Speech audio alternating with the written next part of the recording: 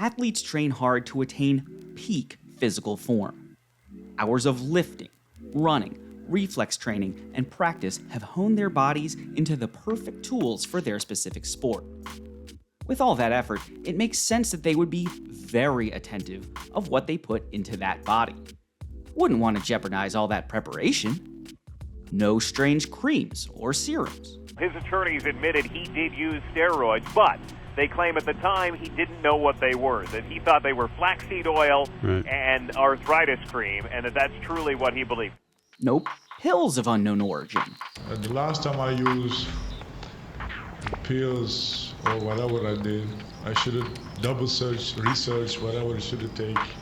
Not even methods of entry into the body us normies never have to think about, like tongues.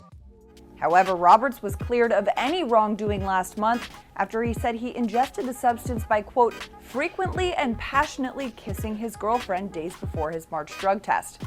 Okay, so they were all lying. They definitely knew what they were ingesting. And there are warnings from both the league and doctors on the potential harm athletes can do to their bodies by taking banned substances. That was not the case with Eben Byers. The 1906 amateur golf champion thought he was taking a health supplement, a 2-ounce shot of water, part of the newest health craze in America. He ended up 6 feet under the green, so radioactive he had to be buried in a lead-lined coffin. I'm Harry Swartout. Let's play To the Echo of the Whistle.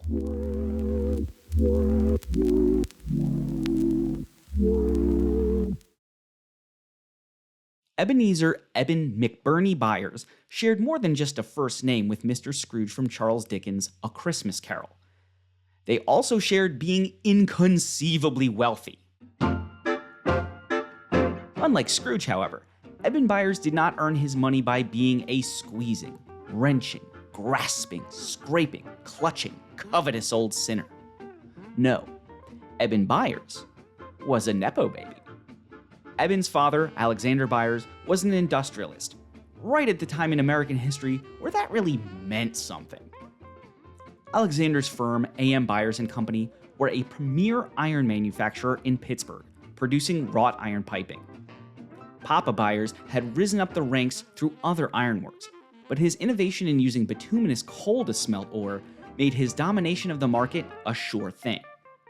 From there, he expanded into banking, becoming the president of the Iron City National Bank. Iron, coal, banking, in the 1800s. Alexander Byers was a robber baron the likes of Andrew Carnegie and J.D. Rockefeller. And that meant Eben Byers was a rich, socialite industrialist by the great fortune of being born. Why am I making such a big point of this fact? As Mr. Dickens would say, this must be distinctly understood, or nothing wonderful can come of the story I'm going to relate. So, Eben Byers was rich.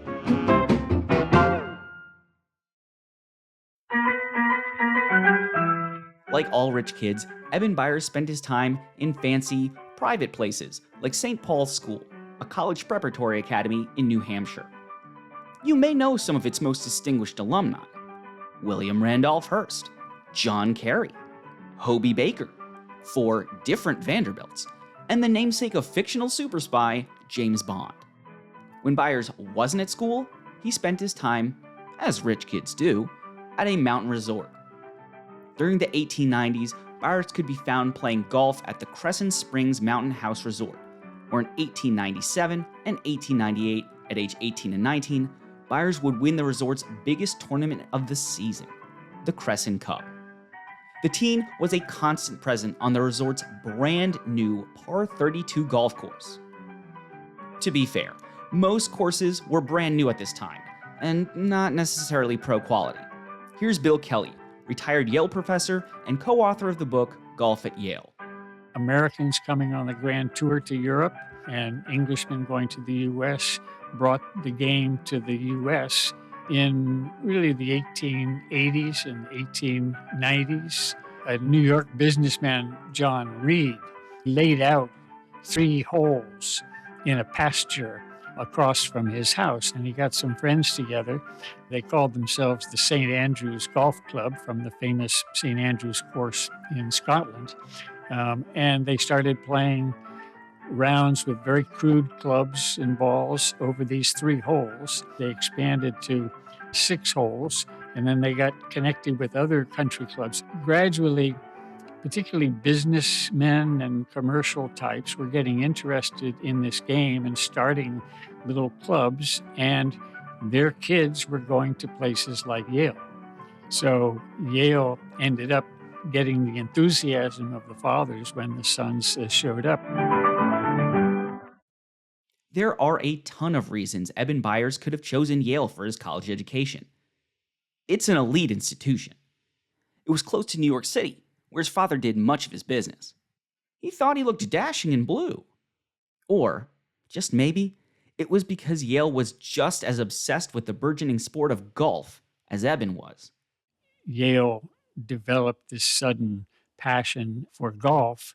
Famously, it had the seniors in 1895 developed a sport that they would play around campus with hockey sticks and tennis balls, mimicking golf. And they would set up temporary holes at the entrances to some of the classroom buildings as residential halls and play during the morning, terrifying the other students and the faculty and the townspeople as these balls went whizzing past them.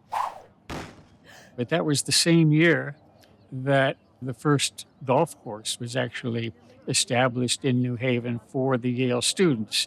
Eben didn't show up at Yale until 2 years later, but he was coming into already a passionate scene. When Byers did show up in New Haven, he immediately made an impression. First on the golf course, where he would reach the pinnacle of Yale golf, even among all those enthusiasts, by claiming the school's golf championship as a junior and senior. Then, he became known for something else: being a ladies' man.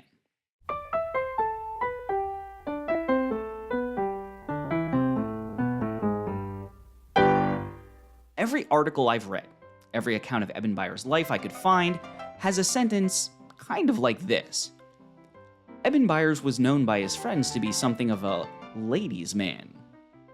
That particular sentence is in a publication of the cemetery where Eben Byers is buried. Byers never married, but he was constantly in the company of women. And when they couldn't find him, he'd find them. St. Paul's and later Yale were both male-only during Byers' tenure, but his legendary skirt chasing earned Byers a nickname anyway. Roger M. Mackless writes in the Scientific American, Byers' suave demeanor and social conquests at nearby girls' schools earned him the nickname Foxy Grandpa. Foxy Grandpa. And when the Scientific American and local cemetery are writing about your reputation for chasing girls, everybody knows it.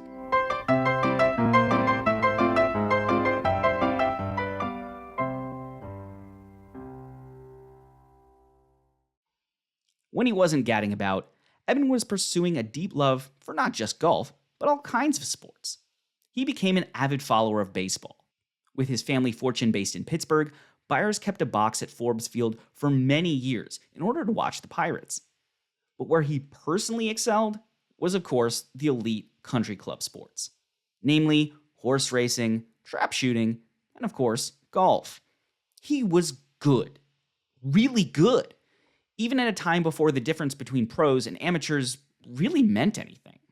There wasn't really a pro circuit. There were a couple of championships in which pros were allowed to compete, like the Open, but there wasn't sort of a separate professional league. Most of the professionals were those who worked at the golf courses, making clubs, giving instruction, playing games with the members, often for bets, and doing exhibition matches. The mix of amateur and professional was very different.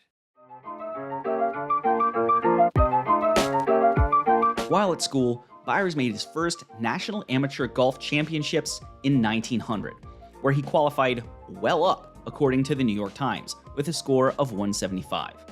These weren't open tournaments where the field plays across 4 days and wins based on total score. It was head-to-head match play in a bracket to the end. Byers thrived in that format, appearing in the next 5 consecutive National Amateur Golf Championships fresh out of Yale, where he would earn runner-up in 1902 and 1903. He even defeated reigning champion W.J. Travis in a sparkling come-from-behind win after being down 3 at the turn.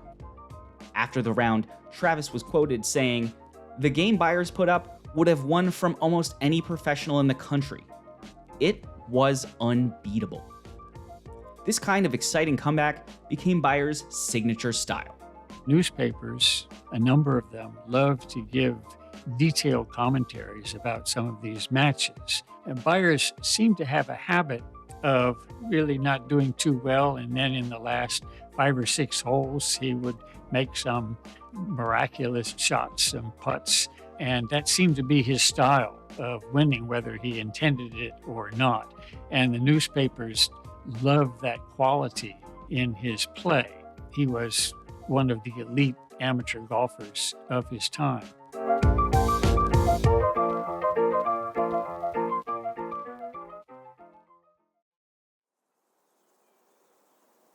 In 1906, Byers had another shot at the National Amateur Golf Championship title. Having made his 3rd final in 5 years, Byers was more relaxed than his opponent, George Lyon, in the 1906 finals. Lyon spent the morning on the putting course, running down a few trial shots, while Byers rode in from Manhattan in an automobile. In 1906, this was before cars had things like windshields and doors and roofs.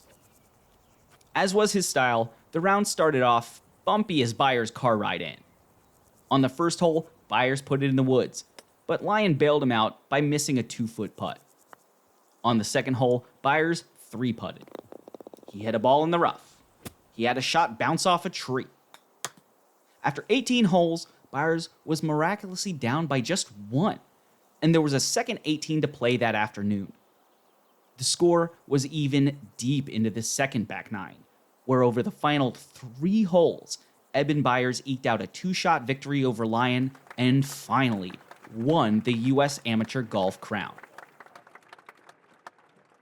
I'm gonna stop here and tell you how impressive that is. It would be like if Jeff Bezos' kid won the U.S. Open in tennis, or Bill Gates' kid was a national champion lacrosse player. And of course, they'd have benefited from the tools of the modern game. When Byers was winning his golf tournaments, he was using custom carved wooden clubs called mashies, baffies, and niblicks. The balls were gutta percha balls made of evaporated tree sap. To read some of the accounts of Byers' matches, where these holes would be 300, 400 yards long, that would stand up to today's standards. Now, he was reaching the green in 2 shots, which is what we would consider par today with our modern equipment, and using that still fairly crude ball and the hickory clubs, and able to actually make some of those shots. I would love to have some video of what a golf match looked like in 1906 when he won the U.S. National, because their performances were really, I think, quite extraordinary. Byers would continue to play amateur golf and participate in the Amateur Golf Championships every year until 1916, when it seemed like he switched his focus to trap shooting, where he went on to win numerous trophies according to the New York Times. But Byers never truly stopped playing. Golf was too good a networking tool. A number of people like him, Yale graduates who went on, stayed in golf, partly because golf was formed around country clubs, and country club membership was becoming very important for the middle class and the upper middle class, so that there was a lot of motivation to stay in the game after college and continue to play.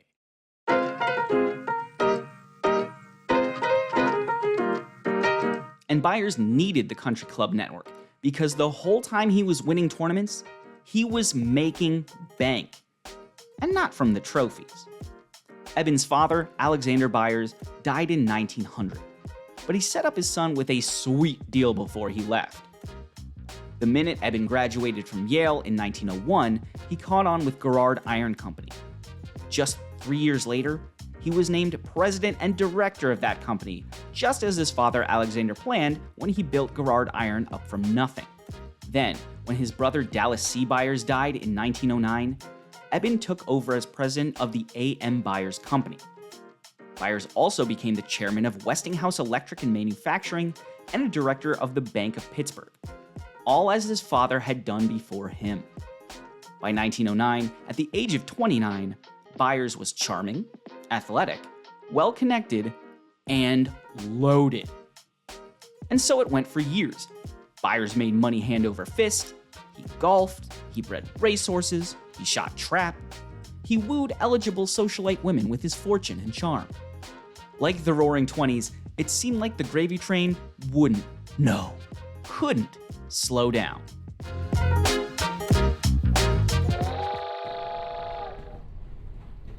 The real-life gravy train in question was a private charter train returning from the 1927 Harvard-Yale football game.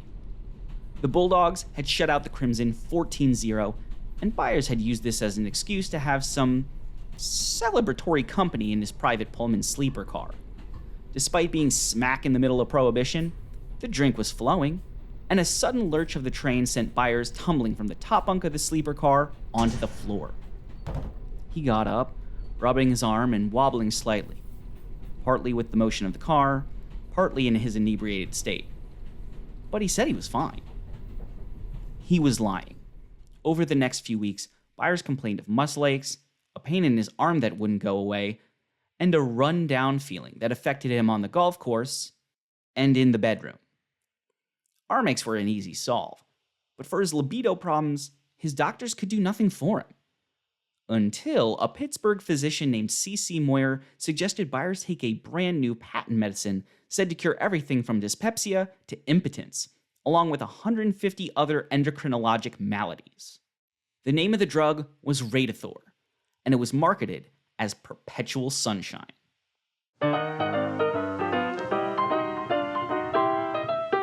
What actually was Radithor?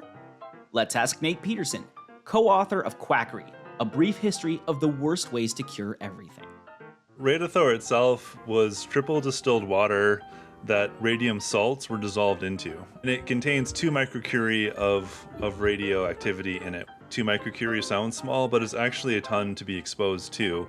And it gets particularly nasty when you're ingesting it because radium as an element acts kind of like calcium once it's in your body, so it lodges in your bones and it builds up over time. Eben Byers ended up ingesting a lot of Radithor. He drank several bottles a day. In a 4-year period, Byers downed somewhere between 1,400 and 1,500 bottles of Radithor.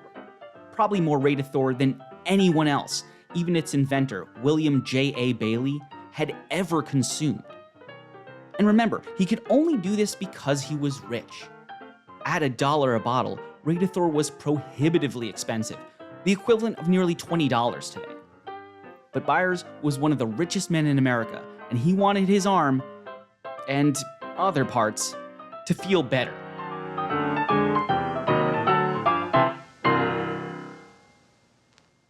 Five years after his first dose of Radithor, Eben Byers, ladies' man, baron of industry, sports icon, would suffer a gruesome death so shocking it helped change the laws around patent medicine that are still in effect to this day. After the break, the perpetual sunshine of the radioactive man. Eben Byers was the victim of Radithor, but more specifically, he was the victim of William J.A. Bailey, the inventor of Radithor. Byers was everything Bailey wanted to be and wasn't. As we know, Eben was born into a fortune he merely needed to wait to inherit. Bailey, on the other hand, was the son of a cook who died when he was young. Bailey's mother supported William and his 8 siblings on $15 a week. Bailey did get into Harvard, but washed out in 2 years after mounting school debts had put him in a financial hole. Bailey kicked around in exporting, oil drilling, and ultimately inventing before finding his true calling: scamming. He ran a scam for a mail-order car company. He developed a patent medicine for male impotence called Lasai Go for superb manhood. It was just strychnine pills. These were both failures, on the way to Bailey finally finding success by jumping on a homeopathic medical craze sweeping America in the early 1900s. Radiation. At the turn of the century, radiation and radium itself were brand new to science. It was discovered. That was a big thing, right? So Pierre and Marie Curie, names that come up in high school chemistry classes at times, are the folks that are credited with that official discovery. Radium it exists in the world in extremely small quantities that are hugely radioactive. And so it took a while for scientists to actually isolate and interact with that material and see what it was capable of doing. When that first happened in the early part of the 20th century, it was super exciting because it had all this kind of promise and possibility connected to it. It glowed in the dark, which is awesome, right? And so there's this immediate assumption, well, it glows in the dark, it's gotta be good for stuff. With the Curies living in France, radiation fever was contained mostly to Europe until 1921. To raise money for her research on radium, Marie Curie went on a tour of America, explaining her findings on radiation to crowds of eager listeners. After her tour, radioactive patent medicines began turning up all over the United States to satiate the new need for radiation. Creams, salves, pills, rays, light cures, emitters, lozenges, mouthwashes, candies, and even toiletries, all purporting to harness the power of radiation to cure what ailed the American people. Don't forget to drink your irradiated water. I really like the drinking water fad. So this one goes to this notion that it was a healthy thing to ingest water that had been irradiated. The part that I think is kind of funny about it, though, is there was recommendations you should try to drink at least 8 glasses of irradiated water per day to maximize the health benefit. But if you had any leftover water of that day in your big jug of uranium ore water, right, you were supposed to go and give it to your plants. So I really like that idea too, of all of your house plants kind of becoming these little shops of horrors plants, right? They're just sort of growing and growing in these strange ways and, maybe eating your pet someday or whatever. Like the irradiated water, most of these products were barely radioactive at all. Actual radium cost $125,000 per gram in the 1920s, and small doses of radiation from other methods often dissipated before the products were even purchased. Still, they advertised themselves in the glow of radiation fever. The Food and Drug Administration had no power to stop these claims, seeing as they were never made on the box, just printed in pamphlets and ads. That power fell to the Federal Trade Commission. We'll get back to that later. Writing the headline of Marie Curie's research on radiation, Bailey paired one craze with a second, delving into the also new, but more scientifically accurate, field of endocrinology. The decline of the endocrine system is what he thought led to aging, and he thought radiation reversed that process. So a lot of his focus on radium was that radiation would reinvigorate or revitalize your endocrine system and in turn potentially reverse or stall aging.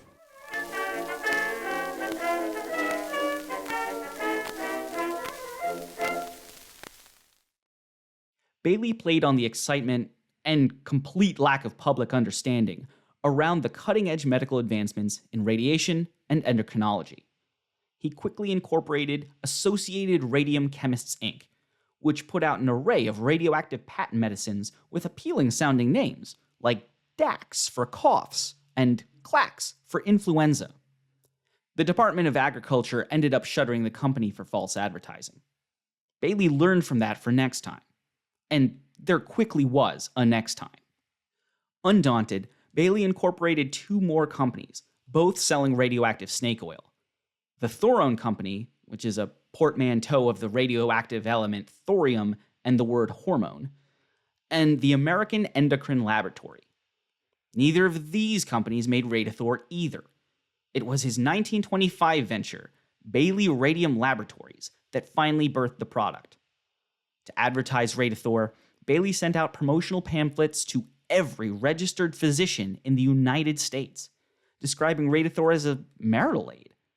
Improved blood supply sent to the pelvic organs and tonic effect upon the nervous system generally result in a great improvement in the sex organs. Dear listener, it probably wasn't Eben Byers' arm that he wanted fixed. When this all happened, Eben Byers was 47 years old. He's hitting middle age. That's right around the same time that some of those issues with erectile dysfunction can start surfacing. And if you view arm in quotation marks and you're really saying he had trouble with sexual performance, I think it does actually track with a lot of the other things that are going on, because if he's asking his physicians about help in this particular area and nothing's really working, it's one area where a placebo effect can sometimes be really powerful. His belief that Radithor perhaps had solved his issues with his sexual prowess not being what it was when he was a younger man would have likely just underscored the importance to him of Radithor as the thing to keep on consuming, and kind of led him down this path of like, this is just increasing my overall vitality. I can get it up. I'm like way better in the bedroom again, and I'm just feeling great about things. The pamphlet also offered a 17% professional fee. So when C.C. Moyer recommended Byers take Radithor, he got a kickback. The money was flowing. Radithor made Bailey rich, and it made Byers sick. Originally, Byers said taking Radithor genuinely made him feel better. It made him feel so good, in fact, he would give cases to his business partners, romantic partners, and even sent some to his horses to get them into top shape before races. But as the 2 microcuries of radiation in each bottle of Radithor began to build up in his body, things began to change for Byers. Here's Nate Peterson again. When you consume radium, the real problem is your body can't process it or remove it again. So it just lingers. It just accumulates in your bones, and similar to calcium, and it just starts interacting with the rest of your body. So over time, that leads to these really terrible, horrific outcomes, including losing your teeth, the death of your bones effectively, sections of your jaw having to be removed. In his case, multiple cancers developing, skull and brain abscesses, the holes in the skull, and it just keeps on growing and taking over more and more of your anatomy. As early as 1930, Byers started to experience new aches and pains, separate from the one in his arm from the fall on the train. He told his private physician that taking Radithor had lost that toned-up feeling it used to give him. As the year wore on, Byers began losing weight and began complaining about headaches and toothaches. Eventually, his teeth began to fall out. He stopped golfing and shooting.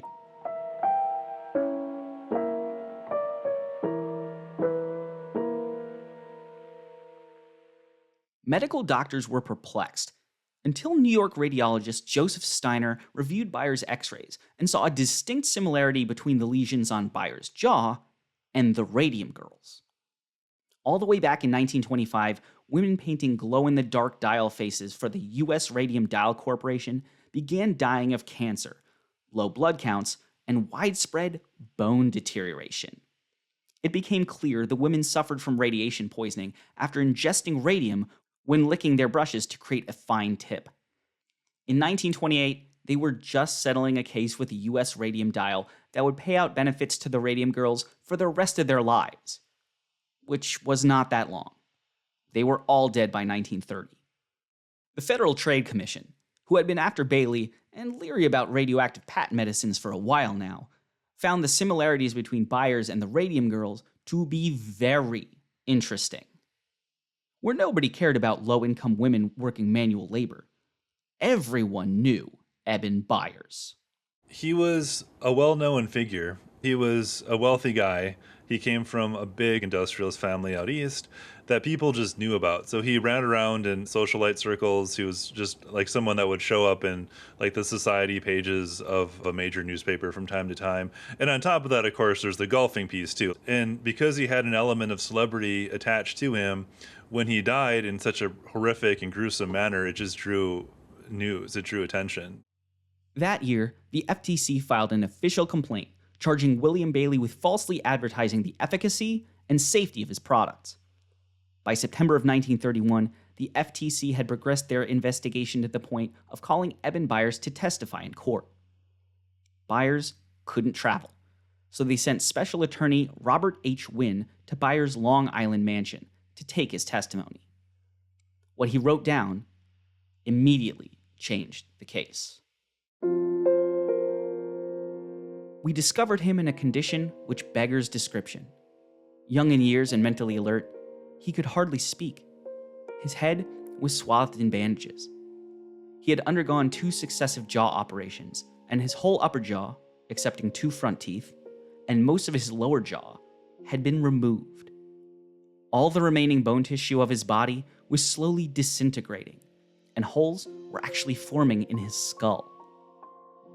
Just 2 months later, the FTC sent Bailey Radium Laboratories a cease and desist order, stopping them from continuing to market Radithor. It wouldn't matter for Byers, however. Just 3 months after the order, in March of 1932, Eben Byers died. His body, the mere 92 pounds that was left of it, was buried back home in Pittsburgh's Allegheny Cemetery. He was interred in a lead-lined coffin. The autopsy had confirmed Byers' remains were still so radioactive, they would be a danger to leave in the ground uncontained. His jawbone and teeth had been laid out on a film plate overnight. Where they rested shone brightly the next morning.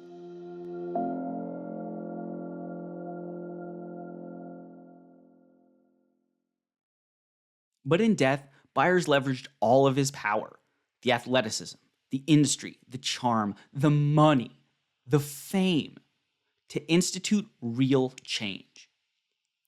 The New York Times published a front-page article titled "Eben M. Byers Dies of Radium Poisoning," which caused a public outcry. Radioactive medicines were pulled from store shelves. Everyday people returned radioactive products they already purchased. The FTC reopened the Radithor investigation as medical societies and doctors across the nation began denouncing patent medicine. The FDA, who had been powerless to stop quack doctors and snake oil salesmen from filling their tinctures, salves, tonics, and creams with anything they wished, used the momentum from the Byers affair to convince Congress to broaden their powers. Soon, other doctors stepped forward with their own cases of radiopharmaceuticals gone wrong. One doctor went so far as to join a New York radio program and hold radioactive bones of one victim in front of a Geiger counter to demonstrate the deadly sound of radium. Despite the second investigation by the FTC and the FDA's newly acquired powers, William J.A. Bailey was never punished for selling Radithor or any of his other radioactive quack medicine. He never even apologized. Even after Byers died gruesomely from all these radiation-based cancers raging through his body, Bailey admitted, of course, that Byers had been drinking Radithor. He personally didn't believe it had caused those cancers. And that sounds like he's just bullshitting, but the evidence suggests he actually probably genuinely believed that, because he kept on drinking that product himself. He thought it was good for him. He probably carried that belief all the way to his grave, honestly. Like the best con men, Bailey got out at the height of the con and moved on to the next one before the rap could be pinned on him. But his notoriety for the role in the Byers affair meant he could no longer really scam people. He died of bladder cancer in May of 1949, still not convinced that small doses of radiation were dangerous. In the 1960s, Dr. Robert D. Evans at MIT dug up the remains of known sufferers of toxic radiation, including Bailey, to learn more about the distribution of radioactivity accreted in bones and the resulting consequences for health. Nearly 50 years after he had his last bottle of Radithor, William Bailey's bones were still radioactive. What can we learn from the sad tale of Eben Byers, the radioactive golfer? I mean, one thing stands out. Don't drink radiation. I'm kind of joking, right? Like, no one these days wants to drink irradiated water anymore, but it's a good lesson to keep in mind, but also to expand from that and to say science is a slow-moving process, and it takes a while for science to catch up with new discoveries that get marketed as being cure-alls, and sometimes I think it's important for us to take a step back and let science catch up. When Byers first drank Radithor, it was being recommended by doctors, not just quacks. Nobody, and that includes Marie Curie, who would die of radiation poisoning herself in 1934, really knew what the long-term effects of radiation exposure were. The FDA had an inkling of how damaging radiation could be, but couldn't move quickly enough to stop the mass marketing push. Trust the science. but given enough time to come to a consensus. And until then, be very careful with what you put in your body.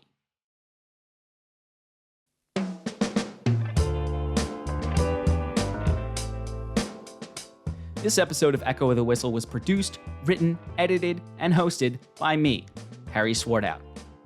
Special thanks for this episode goes out to Bill Kelly and his book, Golf at Yale, The Players, the Teams, the Course, co-authored by John A. Godley, and Nate Peterson and his book, Quackery, A Brief History of the Worst Ways to Cure Everything, co-authored by Lydia Kang.